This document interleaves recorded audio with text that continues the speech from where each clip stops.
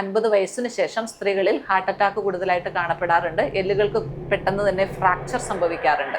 ഞാനിന്ന് നിങ്ങളോട് സംസാരിക്കുന്നത് മെനപ്പോസ് അഥവാ ആർത്തവ വിരാമത്തെ പറ്റിയാണ്. ഒരു വർഷത്തോളം മെൻസസ് വരാതിരിക്കുന്ന അവസ്ഥയാണ് ആർത്തവ വിരാമം എന്ന് പറയുന്നത്. സ്ത്രീകളുടെ ഓവറിയിലെ ഈസ്ട്രജൻ എന്ന ഹോർമോണിന്റെ അളവ് കുറഞ്ഞു വരുന്നത് മൂലമാണ് ആർത്തവ വിരാമം ഉണ്ടാകുന്നത്.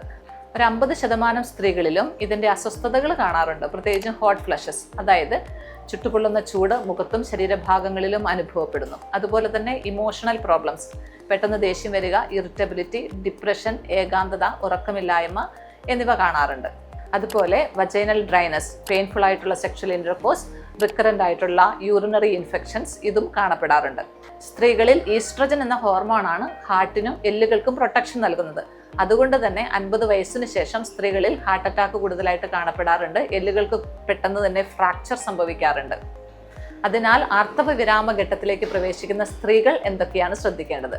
പ്രധാനമായും ലൈഫ് സ്റ്റൈൽ മോഡിഫിക്കേഷൻസ് ആണ്. അതായത് ദിവസേനയുള്ള വ്യായാമം, യോഗ, അതുപോലെ തന്നെ ഭക്ഷണത്തിൽ ഒരുപാട് പച്ചക്കറികളും ഇലക്കറികളും ഉൾപ്പെടുത്തുക, വറുത്തതും പൊരിച്ചതുമായിട്ടുള്ള ഭക്ഷണങ്ങൾ ഒഴിവാക്കുക, ധാരാളം വെള്ളം കുടിക്കുക. ഇതുകൂടാതെ ഈ ബുദ്ധിമുട്ടുകൾ ഒഴിവാക്കാനായി ഹോർമോൺ റിപ്ലേസ്മെന്റ് തെറാപ്പിയും ലഭ്യമാണ്. അങ്ങനെ മെനപ്പോസ് എന്ന അവസ്ഥയെ ധൈര്യമായിട്ട് നേരിടാൻ നമുക്ക് സാധിക്കും. Thank you.